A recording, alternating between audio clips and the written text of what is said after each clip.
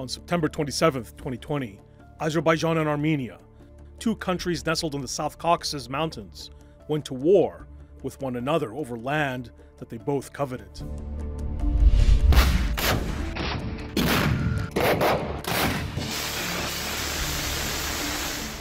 Get out!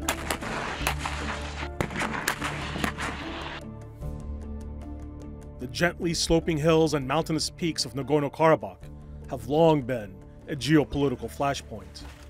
And this is an area at the crossroads of ancient empires.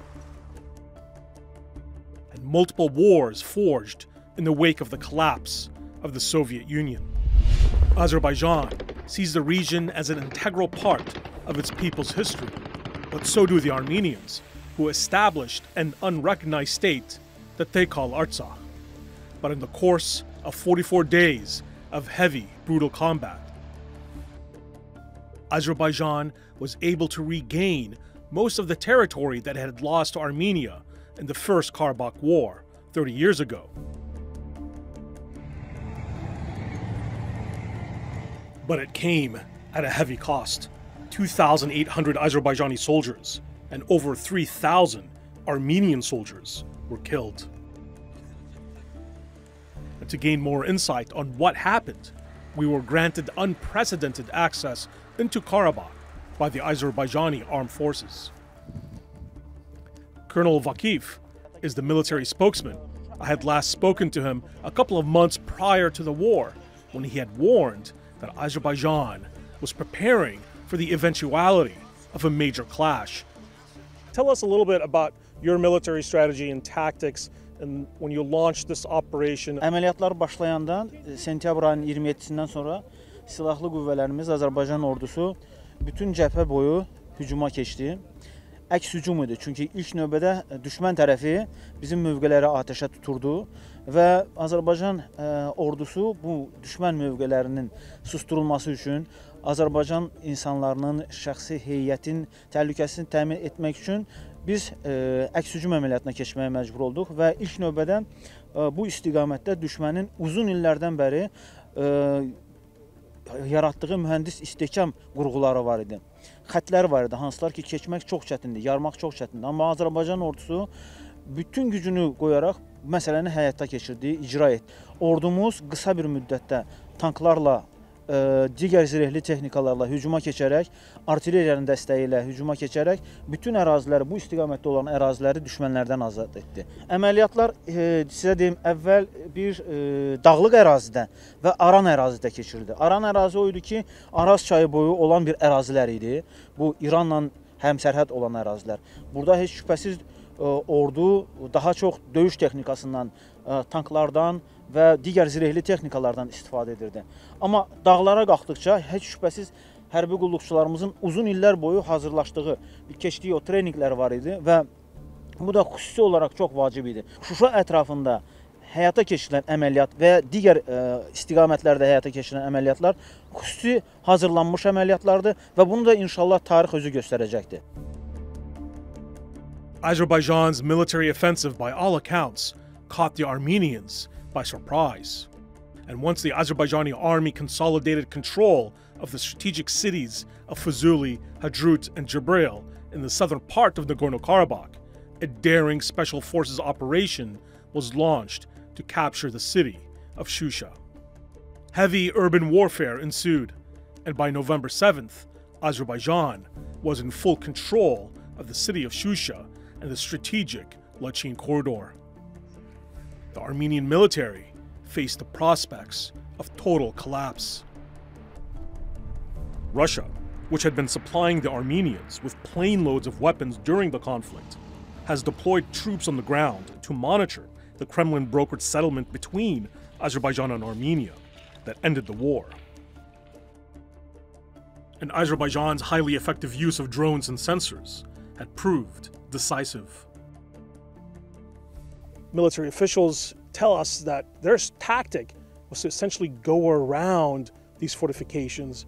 That, in combination with the Azerbaijani extensive use of drones, essentially rendered these fortifications obsolete. And with the war now over, Azerbaijani officials have to figure out how to rebuild amidst the devastation. Fuzuli is part of Azerbaijani culture. It's an Azerbaijani land, and Fuzuli is one of the prosperous regions of Azerbaijan used to be before the occupation.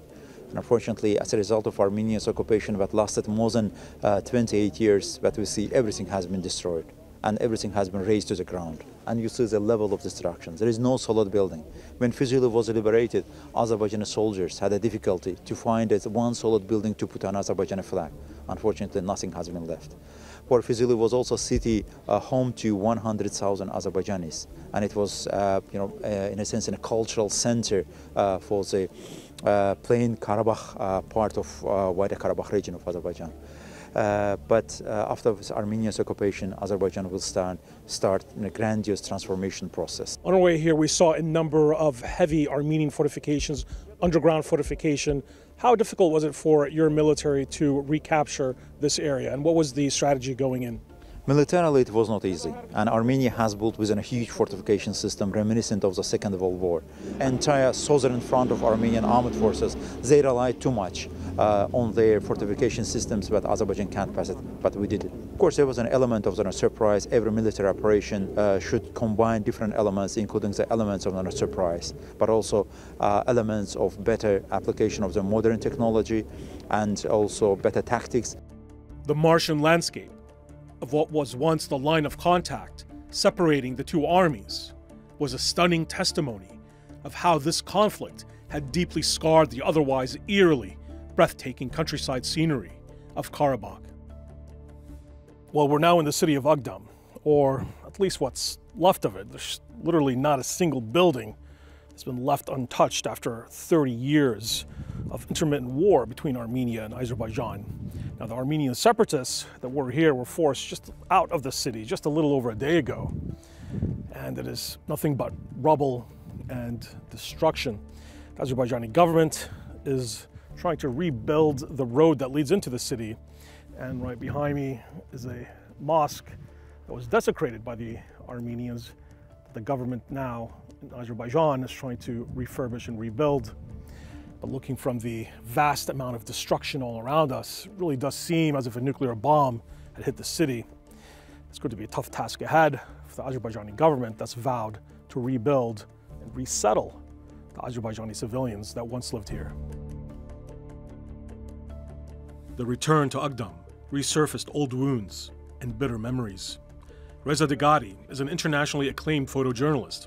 He's an ethnic Azerbaijani born in the city of Tabriz in Iran.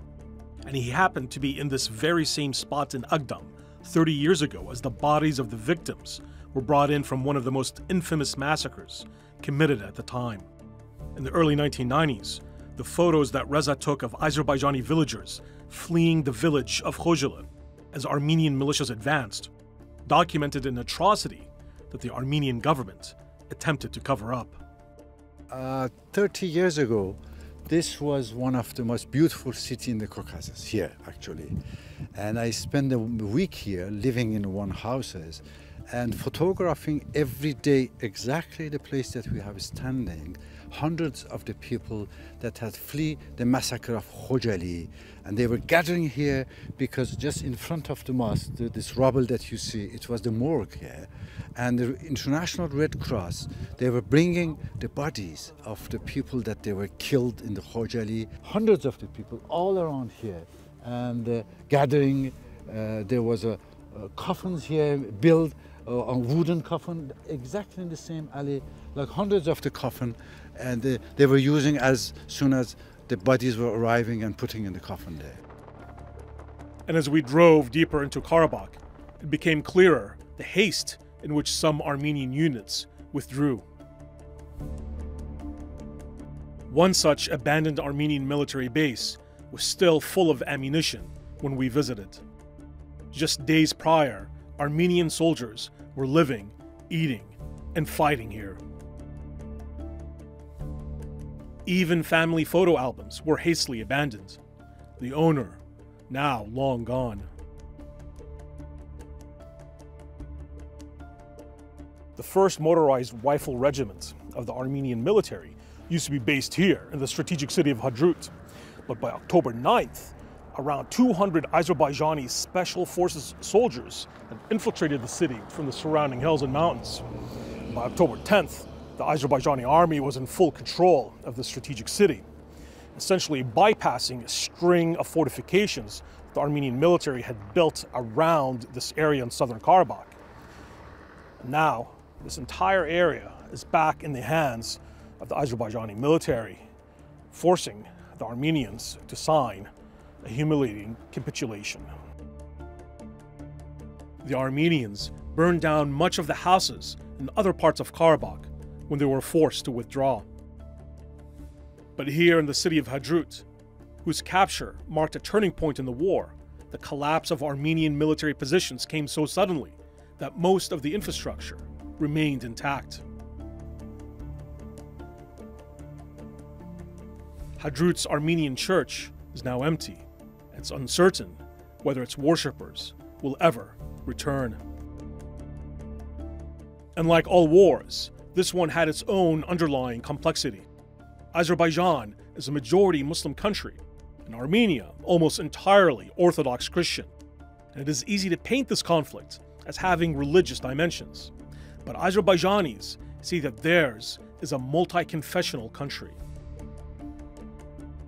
And here in Ganja, Azerbaijan's second largest city, the Alexander Nevsky Russian Orthodox Church, which was named after a patron saint who fought and defeated German Teutonic invaders, worshippers practice their faith freely. And though Ganja is far removed from the front lines, the city was targeted on multiple occasions by Armenian ballistic missiles.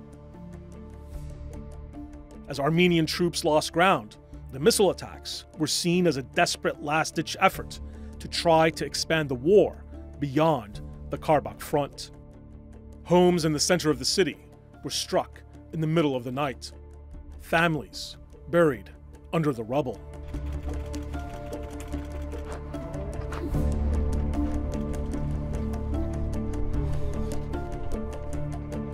And Armenia's missiles rained down throughout Azerbaijan's countryside.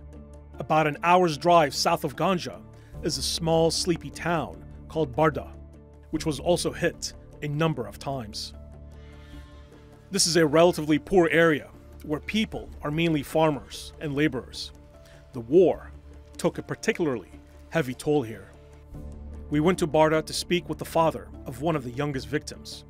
On October 27th, his daughter, Aysu Iskandarova, was mortally wounded when an Armenian missile struck while she was playing outside with her friends. He is still struggling to make sense of his loss.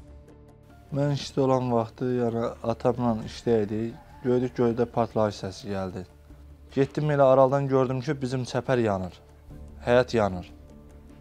Yürüdüm evə, yoldaşımı çağırdım, qışqırdım, hey verən yoxdur. Mən getdi, uşağın deyə bu tərəf böyrü paralanıb, tökülüb yerlə bir idi. Qucağıma aldım ki, maşına qoyam, aparam banızıya, töküldü yerə. Yəni uşaq da ki, son vaxtlar mənə çox işlər deyirdi. Deyirdi ki, ata, kətdə müəllimə vardı, məktəblər bağlıdır. Deyirdi ki, ata, mən apar hazırlığa, o qonşun qız da gedir. Deyirdi, ata, mənlə. Dedim ki, o qadınım, işlərimi qutarım, aparıb qoyacağım. Nə bilim, belə uşaq idi, nə bilirdi ki, o arzuları çox idi. Allah haqqı ağladım həmən gecə. Həmən Gəncəyə düşən axşamı ağladım mən.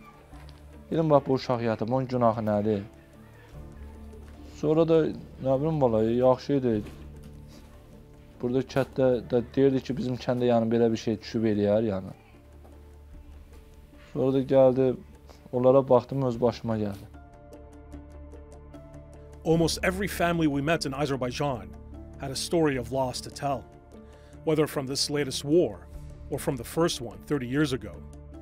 The fight for Karabakh has been a multi-generational war. The soldier was wounded on the front line, not far from where his grandmother was forced to flee advancing Armenian militias from the first Karabakh War. Voyinkomatdan zəng elədilər, səfərbərlikdən.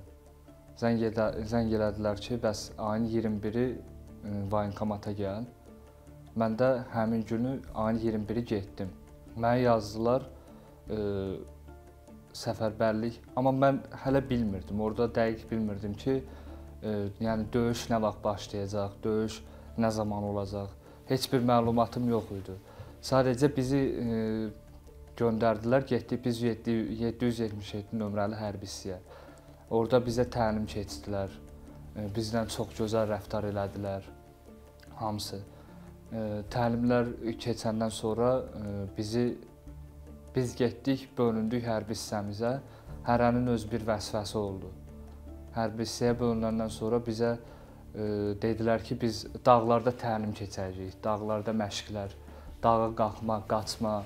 Səhər saatlarında 27-si radələrində, sentyabrın 27-si bizim döyüşümüz başladı. 27-si axşam saatlarında mən yaralandım. Yaralanandan sonra məni təxliyə elədilər, mən istəmirdim gəlmək. Hətta mənim öz əsgər yoldaşım da var idi. Biz 1 il 6 ay bir yerdə xidmət elədik. Amma o şəhid oldu. Mən çox üzüldüm onun şəhid olmağına. Həqiqətən də o qardaş kimi idi mənə. Biz çiyin-çiyinə vuruşurduq orada. Murov dağında biz döyüşə başlayanda, yəni mən bilirdim ki, ora atamgilin torpağıdır, nənəmgilin torpağıdır. Bir söz var, deyir 1992-ci ildə anasının qucağında gələn uşaqlar indi tank belində Qarabağa gedir. Bu həqiqətən də düz oldu. Yəni biz bunu gördük. Garatel Habibova became a refugee when she was forced from her home in the district of Kalbajar in Karabakh in 1993. Ermənistan gələndə biz qaçmışdıq. Kəlbəzərə gəldik, oradan da maşın gəldi, bizi götürdük, qaçdıq. Gəldik Sələkdar, ora gələndə baxdıq ki, orada istədik oradan keçək. O balaca vertolyotlara məndə bilmirəm. Onlar belə başımızda gələndə gördüm arvadlar çağa daldı, hamısı belə üzü quyulu ölübdü. Üzü quyulu bax belə yıxılıb, hamısı ölübdü. Çoxlu qar yağırdı. Uşaqlar gəldi, papaqlar yerləndi çaya. Uşaqlar geri çıxarda bilmədi. Heç nə götürməmişdik, heç nə. Sırpa qaçmışdıq, sırpa. Allah'a hak. Her home, Kalbajar, was handed by Armenia back to Azerbaijan as part of the settlement concluding the Second Karabakh War. The cycle of tragedy and triumph, of displacement and return, has been a unique hallmark of this conflict.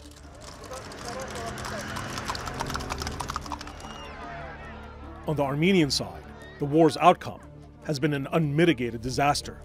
Protesters crowded the streets of the capital, Yerevan, calling for the ouster of Prime Minister Nikol Pashinyan. Наше требование то, что сейчас мы не согласны того, что вот эти земли просто так отдали. Мы не будем отдавать, будем воевать до конца. И мы не хотим, что так дальше продолжало наше руководство руководить нашим городом, нашим родиной. So what really triggered the war? What drove Armenia and Azerbaijan to the brink? I spoke with Brenda Schaefer, an expert on the South Caucasus and a research professor at the U.S. Naval Postgraduate School. She travels regularly to the region. I caught up with her in Baku. Part of the Armenians' clearly articulated strategy of new wars for new territories. So according to this doctrine, which 2 years ago he rolled out, he said that, that as Armenia has to attack Azerbaijan in new fronts and take new territories so that Azerbaijan will be deterred from fighting them in Karabakh and in the occupied territories. Clear Azerbaijan had to push back and had to push back in the places actually where Armenia was vulnerable, which was the occupied territories.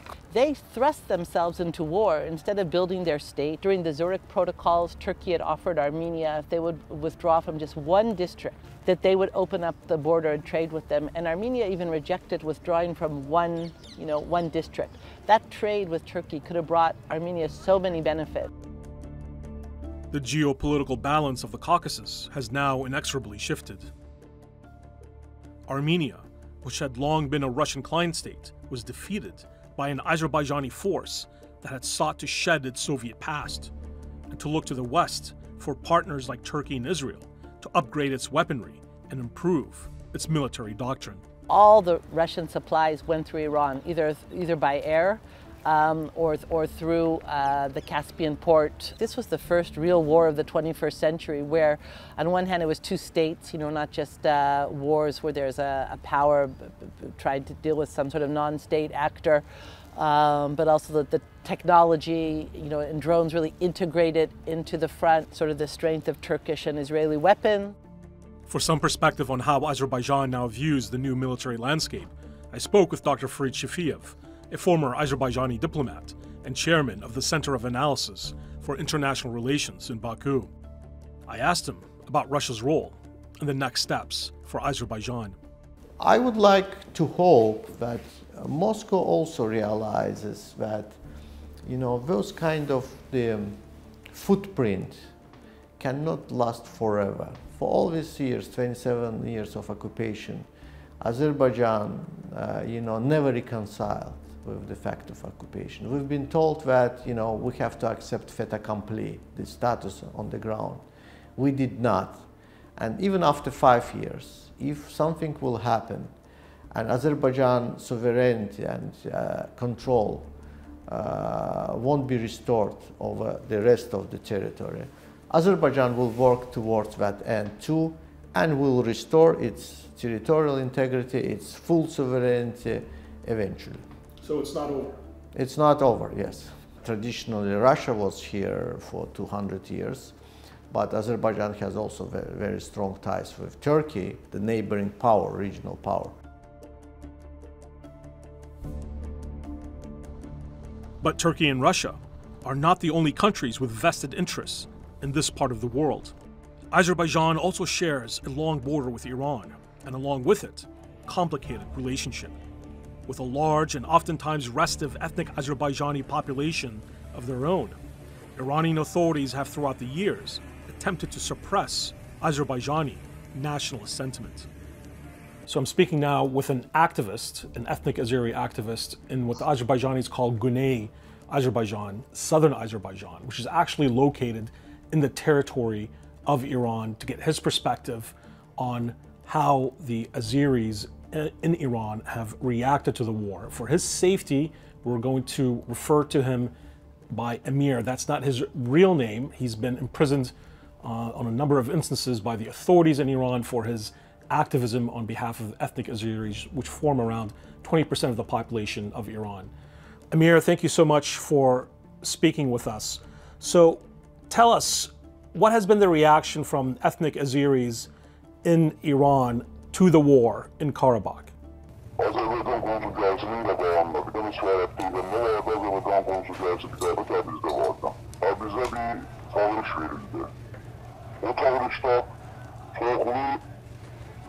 Lanet görmüştüler, çabuk konuşturmuştular. Ona göre hakimin sevk ettiği orada aksiye geçirmek için, tezahürat geçirmek için, şüphelebilmek için, slogan atmak için Ilanın çoğunluğunu tuttular. Onda bir şey olmadı, bir ses çıkmadı. Fakat internette bunlar yayıldı, sokaktan tutuldu ve sokaktan önüne zabırmıştılar. Burada güvenlik güçler zabırmıştılar. Takipçi almayın arasına, ceza tutacağı ve çoğunda The regional impact of the war will no doubt reverberate for some time, and to find out if their newfound victory in Karabakh could open the door to some reconciliation, I spoke with Rafika Mamedova, an Azerbaijani journalist who has participated in past Track 2 dialogue meant to foster mutual understanding with her Armenian counterparts. There is still some pain and hurt among Azerbaijanis toward our neighbors. And it's not only because of the 30 years when our land were occupied, but also the losses experienced by our young people recently fighting for their homeland. So it will not happen overnight, it will take time, but that's possible. But first of all, I think Armenian side has to put aside their aggression and the territorial claims. My generation in both sides has more anger. We want that peace more than them because they lost. Healing will be easier said than done. Well, the war in Karabakh is now over, but the leftovers of the fighting are everywhere. You can see here Armenian military uniforms thrown by the wayside here in Fuzuli, where a significant amount of the fighting in southern Karabakh took place. A reminder of the toll, the heavy toll that took place on both sides. Now the question remains, Can Azerbaijan and Armenia ever build a lasting peace? Yet so much remains unresolved, and so much pain remains left behind. If history has taught us anything, conflicts like this one in Karabakh have a way of making an even deadlier return.